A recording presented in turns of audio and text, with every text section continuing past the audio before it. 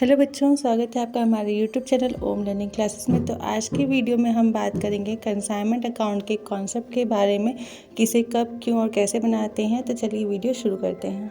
तो बच्चों, जो हमारा प्रेषण खाता है इसके संबंध में सबसे पहले जानने वाली जो ज़रूरी बात है वो ये है कि बनाया क्यों जाता है या किस संबंध में बनाया जाता है। तो जो हमारा प्रेषण खाता होता है वो बनाया जाता है प्रेषण पर भेजे गए माल के संबंध में।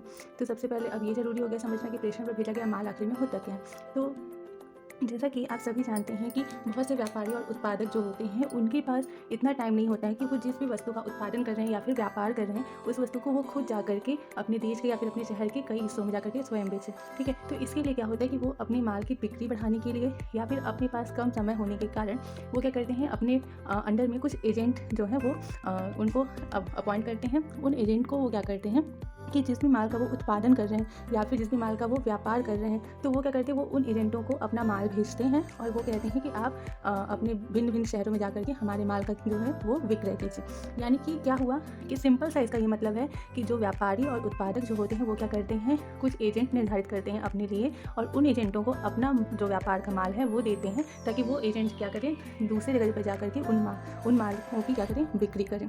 तो इसे ही हम कहते हैं प्रेषण पर भेजा गया माल, क्योंकि ये माल जो है वो बिक्री नहीं किया, एजेंट को बिक्री नहीं किया जा रहा है। ठीक है, एजेंट को ये माल सेल्स नहीं किया जा रहा है, वो सिर्फ और सिर्फ भेजा जा रहा है। यानी कि जो व्यापारी है वो एजेंट को, यानी कि मान लीजिए अगर ये हमारा व्यापारी है तो ये क्या कर रहा है कि ये एजेंट को माल भेज रहा है सिर्फ। ठीक है, ये एजेंट को सिर्फ और सिर्फ क्या कर रहा है, माल भेज रहा है, सेल नहीं कर रहा है। तो इसे ही हम क्या कहते हैं, प्रेषण।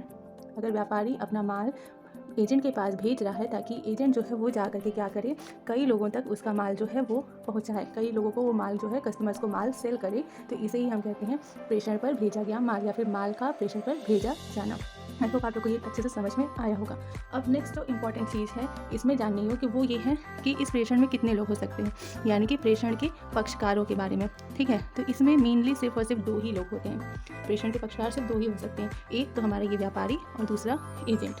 ठीक है, तो ये जो व्यापारी होता है, ठीक है, व्यापारी कह लो या फिर इसे उत्पादक कह लो, तो ये तो जब हम लोग प्रेषण के बारे में बात करते हैं, प्रेषण खाते के संबंध में बात करते हैं, तो इस व्यापारी या उत्पादक को यहाँ पे हम लोग कहते हैं प्रेषक, यानी कि प्रेषक, यानी कि प्रेषण करने वाला, माल को भेजने वाला। तो इसे हम लोग कह सकते हैं प्रेषण करने वाला। ठीक, प्रेषक या फिर प्रेषण करने वाला, या फिर लास्ट है चालान करता। ये हमारा पहला पक्षकार हो गया। जब भी हम लोग कंसाइनमेंट अकाउंट के अंतर्गत बात करेंगे तो हम लोग सिर्फ और सिर्फ प्रेषक के नाम से ही बात करेंगे। प्रेषक का मतलब आते ही प्रेषक शब्द आते ही हम लोग ये समझ जाएंगे कि हम लोग माल भेजने वाले के बारे में बात कर रहे हैं, यानी कि जो भी माल का प्रेषण कर रहा है व्यापारी या उत्पादक, उसके बारे में हम लोग बात कर रहे हैं। अब इसे ही हम लोग इंग्लिश में क्या बोलते हैं, यहाँ पर कंसाइनर। ठीक है, इंग्लिश में हम लोग जो हमारा प्रेषक होता है उसे हम लोग कंसाइनर बोलते हैं। सेकेंड जो हमारा पक्षकार है वो है एजेंट। ठीक है, और एजेंट को हम लोग कंसाइनमेंट अकाउंट के जब हम लोग यूज़ करते हैं तो उस लैंग्वेज में हम लोग यहाँ पे एजेंट को प्रेषी बोलते हैं। प्रेषी या प्रेषण प्राप्त करने वाला। ठीक है, प्राप्त करने वाला, और इसको हम लोग इंग्लिश में बोलते हैं कंसाइनी। ठीक, आपको ये बात का बहुत ज़्यादा ध्यान रखना है कि कंसाइनर मतलब जो माल भेज रहा है और कंसाइनी मतलब एजेंट जो कि माल का प्रेषण जो है वो क्या कर रहा है, प्राप्त कर रहा है। अब इन्हीं दोनों पक्षकारों के आधार पर जो हमारा प्रेषण है ये भी हमारा 2 तरीके का हो जाता है। अगर हम लोग बात करें प्रेषण के प्रकार की तो ये भी हमारी 2 तरीके की हो जाती है। कौन कौन सी? पहला तो बाहरी प्रेषण और दूसरा आंतरिक या फिर भीतरी। ठीक है, आंतरिक या भीतरी प्रेषण। अब देखिए इसका मतलब क्या हुआ, जब आप कंसाइनर की दृष्टि से देखेंगे, यानी कि माल भेजने वाले की दृष्टि से देखेंगे, तो ये क्या हो जाएगा, हमारा माल जो हो जाएगा ये हो जाएगा बाहरी प्रेषण, क्योंकि कंसाइनर क्या कर रहा है, अपना माल बाहर भेज रहा है, तो ये हो गया बाहरी प्रेषण। और जब आप कंसाइनी की दृष्टि से देखेंगे, ठीक है, कंसाइनी की दृष्टि से देखेंगे तो ये आपका हो जाएगा भीतरी प्रेषण, क्योंकि कंसाइनी के पास माल क्या हो रहा है, आ रहा है, अंदर आ रहा है, तो ये हो गया भीतरी प्रेषण। इसका खास कोई मतलब नहीं है, लेकिन कहीं कहीं पर ये शब्द यूज़ हो जाता है क्वेश्चन में, इसलिए हम आपको यहाँ पर बता रहे हैं कि कंसाइनर की दृष्टि से बाहरी प्रेषण होता है क्योंकि उसका माल बाहर जा रहा है, और कंसाइनी की दृष्टि से प्रेषण जो होता है वो आंतरिक होता है क्योंकि उसके पास माल आ रहा है। प्रेषण होता एक ही है लेकिन दोनों की दृष्टि से अलग अलग माना जाता है। अब अगर हम बात करें कि प्रेषण कौन कौन कर सकता है, प्रेषण करने वाले पक्ष, यानी कि प्रेषण किसी किसके द्वारा किया जा सकता है, तो मेनली जो प्रेषण होता है वो पहला कोई उत्पादक कर सकता है, क्योंकि उत्पादक के लिए आसान नहीं है कि वो जाकर उत्पादन भी करे और जाकर के माल को बाहर बेचे भी। दूसरा व्यापारी, जो व्यापारी बहुत बड़े पैमाने पर माल का क्रय विक्रय करते हैं, वो क्या करते हैं, वो अपने नीचे भी कुछ एजेंट को निर्धारित कर लेते हैं, क्योंकि उनके लिए पॉसिबल नहीं कि वो बहुत अलग अलग जगह पर जाकर के अपना माल जो है वो बेच सकें। और तीसरा होता है निर्यातकर्ता।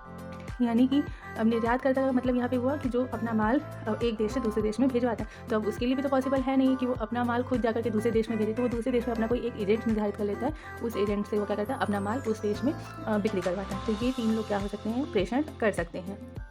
अब नेक्स्ट जो इंपॉर्टेंट चीज़ है वो है प्रेषण और बिक्री में अंतर। बहुत सारे बच्चे जो होते हैं वो सोचते हैं कि माल का जो प्रेषण है और बिक्री है वो दोनों ही सेम है, लेकिन दोनों में बहुत सारे अंतर हैं।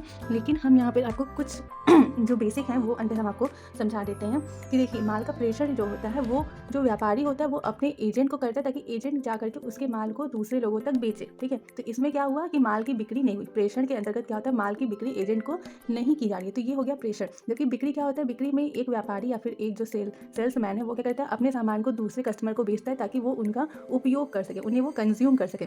तो ये हो गया बिक्री। तो जब भी माल कंज्यूम करने के लिए किसी इंसान को बेचा जा रहा है और उससे उसकी जो राशि है, उस माल का जो भी मूल्य है, प्राइस है, वो वसूल किया जा रहा है, तो उसे हम लोग बिक्री कहते हैं। लेकिन प्रेषण में क्या होता है, प्रेषण में एजेंट से जो व्यापारी है वो माल का कोई मूल्य वसूल नहीं करता। वो जब एजेंट माल को बेच देता है तो उस माल को बेचने के बाद जो मूल्य प्राप्त होता है उसे व्यापारी लेता है, ना कि एजेंट से पहले ही ले लेता है। ठीक है, तो ये बेसिक आंसर है। इसमें प्रेषण में सिर्फ और सिर्फ माल एजेंट को भेजा जा रहा है ताकि वो दूसरों को बेचे, और बिक्री में सिर्फ क्या होता है कि माल कंज्यूमर को उसके उपयोग करने के लिए बेचा जाता है। अब हम चलते हैं अपनी सबसे इम्पॉर्टेंट चीज़ की ओर, जो कि हमारे न्यूमेरिकल के लिए बहुत खास है। तो वो है हमारा प्रेषण के अंतर्गत खोले जाने वाले खाते, यानी कि जब हमारे माल का प्रेषण हो रहा है तो उस कंडीशन में कौन कौन से खाते खोले जाते हैं। ऐसे तो हम आपको क्वेश्चन के टाइम ये समझा सकते थे, लेकिन अगर हम आपको ये पहले से थोड़ा डिटेल में समझाए रहेंगे कि कौन कौन से खातों में क्या क्या हम लोग दिखाते हैं, तो आपको आगे क्वेश्चन समझने में क्या होगी, बहुत ही आसानी होगी। तो आइए देखते हैं कि हम लोग कौन कौन से खाते खोलते हैं और किस तरीके से खोलते हैं। तो इसमें क्या होता है कि सबसे पहले तो हमें ये देखना होता है कि किसकी किसकी पुस्तक में खाते खोले जाते हैं। तो इसके अंतर्गत आपको जैसे पता है कि सबसे पहला जो होता है वो हमारा कंसाइनर होता है, यानी कि प्रेषक, और दूसरा जो होता है कंसाइनी। तो ऑब्वियस सी बात है कि इन्हीं दोनों की पुस्तकों में हम लोग क्या करेंगे, खाते खोलेंगे। अब जो हमारा कंसाइनर होता है, इसकी पुस्तकों में जब हम लोग खाते खोलने जाते हैं तो सबसे पहले जो हमारा खाता खुलता है वो होता है कंसाइनमेंट अकाउंट। कंसाइनमेंट अकाउंट, इसके अंतर्गत क्या होता है, वो सारी चीज़ें दिखाई जाती हैं जो कि हमारे माल के कंसाइनमेंट से रिलेटेड होती हैं। अभी हम आपको इसका फॉर्मेट बना करके अच्छे से हम समझा देते हैं। उसके बाद दूसरा जो हम लोग खोलते हैं खाता वो होता है गुड्स सेंट ऑन कंसाइनमेंट, यानी कि प्रेषण पर भेजे गए माल का खाता, goods Saint on consignment account. ठीक है, ये दूसरा खाता रहता है। तीसरा जो होता है हम लोग खोलते हैं, कंसाइनर जो है वो खोलता है कंसाइनी का खाता। ठीक है, क्योंकि कंसाइनी को वो माल भेज रहा है, बदले में कुछ कमीशन कंसाइनी लेता है इसके लिए, तो इसे हम क्या कहते हैं, कंसाइनर क्या करते हैं, कंसाइनी खाता भी अपने पुस्तकों में खोलता है। तीसरा होता है चौथा जो होता है वो होता है एबनॉर्मल लॉस, यानी कि कभी कभी माल का जब हम लोग प्रेषण करते हैं तो बहुत टाइम ऐसा होता है कि हमारे कुछ माल जो है वो रास्ते में ख़राब हो जाते हैं, चोरी हो जाते हैं, फिर कुछ भी हो जाता है जिससे कि हमारे माल को क्षति पहुंचती है। तो उसके लिए भी हम लोग कभी कभी क्या करते हैं, कंसाइनर अपने अगर एबनॉर्मल लॉस हुआ तो वो एबनॉर्मल लॉस का भी खाता खोलता है। और लास्ट में एक और खाता खोला जा सकता है कंसाइनर की बुक में, वो होता है कंसाइनमेंट स्टॉक अकाउंट, यानी कि कभी कभी क्या होता है कुछ माल बच जाता है, वो नहीं बिक पाता है, तो वो हमारा कंसाइनमेंट स्टॉक हो जाता है। तो ये सारे जो हमारे खाते हैं मेनली आपकी जो हो गए, ये 5 तरीके के खाते जो होते हैं वो कंसाइनर के अकाउंट में कंसाइनर की बुक में खोले ही जाते हैं, जिसमें से कि सबसे मेनली हमारा कंसाइनमेंट अकाउंट और कंसाइनी का खाता, ये दोनों बहुत मेन होते हैं। और जब हम लोग कंसाइनी की बुक में खाता खोलते हैं तो यहाँ पर सिर्फ और सिर्फ एक खाता खुलता है, वो होता है कंसाइनर का, यानी कि जिसने उसे माल भेजा है, तो ये कंसाइनर का अकाउंट खुलता है। इसके अलावा अगर कोई और चीज़ें हुई हैं, उससे कोई और चीज़ें भी मतलब कि व्यापार प्रेषण करते टाइम कोई चीज़ें घटित हुई हैं, तो उन सभी चीज़ों के आधार पे भी कुछ और खाते खोले जा सकते हैं। वो हम आपको आगे जब क्वेश्चन आएगा उसमें कुछ चीज़ें आएंगी तो हम आपको वहाँ पर ये चीज़ें बता देंगे, समझा देंगे। लेकिन मेनली जो नॉर्मली खाता खोला जाता है कंसाइनी की बुक में, वो सिर्फ और सिर्फ कंसाइनर का ही खाता होता है। अब हम आपको एक नॉर्मल सा बता देते हैं फॉर्मेट बनाकर कि कंसाइनमेंट अकाउंट में हम लोग क्या, कब और कैसे कैसे दिखाते हैं। जब भी हम लोग कंसाइनमेंट अकाउंट बनाते हैं तो सबसे पहले ऊपर हम लोग डालते हैं in the books of consignor, जो भी कंसाइनी का नाम होता है वो हम लोग यहाँ पर लिख देते हैं और यहाँ पर दिखा देते हैं कंसाइनमेंट अकाउंट। ठीक, ये हमने लिख दिया। उसके बाद हम सिंपली जैसे लेज़र बनता है उसी तरीके से बनाते हैं, बस यहाँ पे जर्नल, फॉलियो और डेट का कॉलम नहीं रहता है, सिर्फ एक डेबिट साइड होता है और एक क्रेडिट साइड होता है। ये आपका पर्टिकुलर्स हो गया, ठीक, अमाउंट हो गया, और ये भी आपका पर्टिकुलर्स हो गया और अमाउंट हो गया। ठीक है, यहाँ हम आपको रफली समझा रहे हैं सिर्फ और सिर्फ समझाने के लिए कि क्या क्या इसमें चीज़ें जाती हैं। अब इसमें जो सबसे पहला होता है हम लोग यहाँ पर दिखाते हैं, यहाँ पे 2 का यूज़ होता है डेबिट में और क्रेडिट में बाय का। तो यहाँ पर हम लोग सिंपली सबसे पहले लिखते हैं 2 गुड्स सेंट ऑन कंसाइनमेंट, यानी कि जो भी माल हमने भेजा है, जो भी राशि का माल भेजा है उससे हम लोग यहाँ दिखाते हैं। तो सबसे पहली जो एंट्री होती है वो होती है जो भी हमने माल भेजा है उसकी होती है। उसके बाद हम लोग दिखाते हैं टू कैश अकाउंट। इस कैश अकाउंट के भीतर जो कंसाइनर है, जैसे मान लीजिए जो कंसाइनर है वो माल एक जगह से दूसरी जगह भेज रहा है, तो उस माल को भेजने में कुछ ना कुछ भाड़ा लगा होगा और भी कुछ व्यय हुए होंगे। तो उन व्ययों को जब कंसाइनर ने किया होगा तो उसका क्या होगा, पैसा गया होगा बाहर, तो इसलिए उसने कैश अकाउंट का यूज़ किया। अगर उसने बैंक से पेमेंट किया तो बैंक यूज़ हो जाएगा। तो यहाँ पे हम लोग कैश या बैंक अकाउंट दिखा देंगे जो भी उसके एक्सपेंसेस होंगे। तो यहाँ पे हम सिर्फ और सिर्फ लिख दे रहे हैं कंसाइनर्स एक्सपेंसेस, यानी कि जो भी एक्सपेंस होंगे कंसाइनर के, ठीक है, सिर्फ और सिर्फ कंसाइनर के जो भी एक्सपेंसेस होंगे उन्हें हम लोग टू कैश अकाउंट के अंतर्गत दिखाएंगे और टोटल ऐड करके जो भी एक्सपेंस होंगे उन्हें हम अमाउंट कॉलम में दिखा देंगे। नेक्स्ट हम लोग यहाँ पे दिखाते हैं टू कंसाइनी, यानी कंसाइनी का नाम हम लोग यहाँ पर दिखाते हैं और इसके अंतर्गत जो भी कंसाइनी का एक्सपेंसेस है, ठीक है, कंसाइनी ने जब माल कंसाइनी के पास पहुंचा हुआ होगा तो उसने भी अपने गोदाम तक ले जाने के लिए या फिर उसको सेल करने के लिए और भी कुछ खर्चे किए होंगे, तो कंसाइनी का भी कुछ व्यय हुआ होगा, तो उसे हम लोग यहाँ पे कंसाइनी के नाम से दिखाएंगे और उसके जो भी एक्सपेंसेस होंगे उन्हें जोड़ के हम लोग यहाँ लिखेंगे। और जो भी एक्सपेंसेस होते हैं उन्हीं के साथ हम लोग यहाँ पर कमीशन भी दिखा देते हैं, ठीक है। देखिए जो एजेंट होता है वो क्या करता है कि जो माल अगर वो व्यापारी से लेकर के बेच रहा है तो उसके लिए वो कुछ ना कुछ तो अपना पारिश्रमिक लेगा। तो कंसाइनमेंट के अंतर्गत क्या होता है, वो जो पारिश्रमिक होता है वो एजेंट को कमीशन के रूप में दिया जाता है, ठीक है। और कमीशन यहाँ पे हमारे मेनली 3 प्रकार के होते हैं। वो कौन कौन से होते हैं, क्यों दिए जाते हैं, कब दिए जाते हैं, उनकी गणना कैसे होती है, इसके लिए हम आपको नेक्स्ट वीडियो में ये चीज़ काफ़ी अच्छे से डिटेल में समझाएंगे।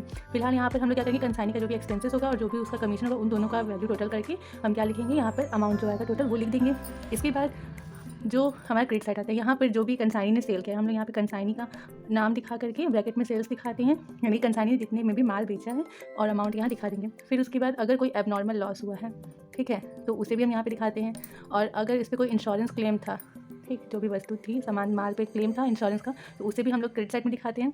और अगर हमारा कोई स्टॉक बचा हुआ है, कंसाइनमेंट स्टॉक अगर बचा हुआ है तो उस स्टॉक की वैल्यू को भी हम लोग यहाँ क्रेडिट साइड में दिखाते हैं। अब ये जब हम सारा इतना लेखा कर लेते हैं तो इसके बाद अगर हमें प्रॉफिट हो रहा है तो हम लोग यहाँ डेबिट साइड में टू पीएल अकाउंट करके दिखाते हैं, अगर प्रॉफिट हो रहा है तो, ठीक। और अगर लॉस हो रहा है तो हम लोग यहाँ क्रेडिट साइड में दिखाएंगे बाई पीएल अकाउंट, क्योंकि इसका जो प्रॉफिट होता है ना वो हम लोग पीएल अकाउंट में ट्रांसफर करते हैं, तो सीधे हम लोग पीएल अकाउंट दिखा देते हैं। लॉस हो रहा है तो इसे दिखाएंगे और जो भी टोटल वैल्यू रहेगी वो दोनों साइड में हम लोग दिखा देंगे, ठीक है। तो इस तरीके से हमारा कंसाइनमेंट अकाउंट बनता है। इसमें कुछ और मदे भी जाती हैं, वो हम आपको आगे क्वेश्चन करवाते टाइम धीरे धीरे बताते चलेंगे। अब इसके बाद जो कंसाइनर के बुक में बनता है वो सबसे मेन होता है कंसाइनी का अकाउंट, यानी कि एक कंसाइनर के बुक में पहला तो कंसाइनमेंट अकाउंट बनता है, दूसरा कंसाइनी, और बाकी जो अकाउंट है वो सब चीज़ उन सब में ज़्यादा मदद नहीं जाती, वो हम आपको क्वेश्चन करवाते टाइम भी बताएंगे। इसमें कंसाइनी का जब हम लोग खाता खोलते हैं तो सेम वही प्रोसेस, इसी तरीके से खाता खुलता है। अब इसमें क्या दिखाते हैं, कंसाइनी को जो माल भेजा गया है, ठीक है, उसे हम लोग डेबिट साइड में दिखाते हैं, ठीक है। टू कंसाइनमेंट करके हम लोग क्या करते हैं, डेबिट साइड में दिखा देते हैं। यहाँ पे जो भी माल कंसाइनी ने बेचा है, ठीक है, यहाँ देखिए कंसाइनी ने जो माल बेचा है वो यहाँ लिखा है, तो इसे हम लोग यहाँ डेबिट साइड में दिखा देते हैं, जितने का भी माल उसने बेचा है, ठीक है। अब कंसाइनी ने जितने भी खर्चे किए तो उसने जो भी एक्सपेंसेस किए वो दिखा देगा अपना, उसको जो भी कमीशन मिला है वो दिखा देगा। और लास्ट में अगर कोई मान लीजिए अगर कोई एडवांस पेमेंट मिला रहा हो उसे कंसाइनर से, तो उसे भी कंसाइनी अपने खाते में क्रेडिट साइड में दिखाएगा, मतलब कंसाइनर जो कंसाइनी के खाते में क्रेडिट साइड में दिखा देगा और लास्ट पेमेंट जो रहेगा उसे भी दिखाएगा, ठीक है। तो ये पेमेंट जिस भी तरीके से हुआ, कैश हुआ तो यहाँ पे कैश दिखाएंगे, बैंक हुआ तो बैंक दिखाएंगे, ठीक है। तो कंसाइनी की बुक में कंसाइनर क्या क्या दिखाएगा, जितने में माल कंसाइनी ने बेचा है उसे डेबिट साइड में, और जितना भी कंसाइनी ने एक्सपेंस किया उसका कमीशन जो हो गया, और जो भी अगर एडवांस में दिया गया तो एडवांस पेमेंट, और जो एकदम लास्ट में पेमेंट दिया गया होगा उसका लास्ट पेमेंट। इस तरीके से कंसाइनी खाता बना करके क्लोज कर दिया जाता है। तो ये मेनली कंसाइनर की बुक में ये दोनों खाते बनते हैं।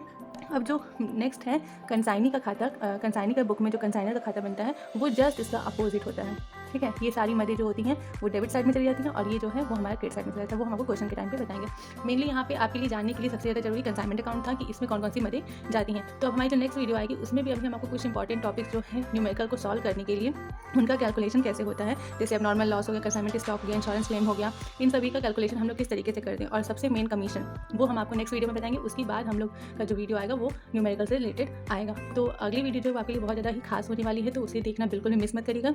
और आई होप कि आप लोग को ये सारी चीज़ें आज की जो है काफ़ी अच्छे से समझ में आएंगी। कोई भी कन्फ्यूजन या डाउट हो तो प्लीज़ हमें कमेंट करके ज़रूर बताइएगा, हम उसे सॉल्व करने की पूरी कोशिश करेंगे। वीडियो पसंद आया हो तो लाइक, शेयर एंड सब्सक्राइब करना बिल्कुल भी मत भूलिएगा। अब मिलते हैं आपसे नेक्स्ट वीडियो में, तब तक देखते रहिए हमारे YouTube channel Om learning classes. Thank you.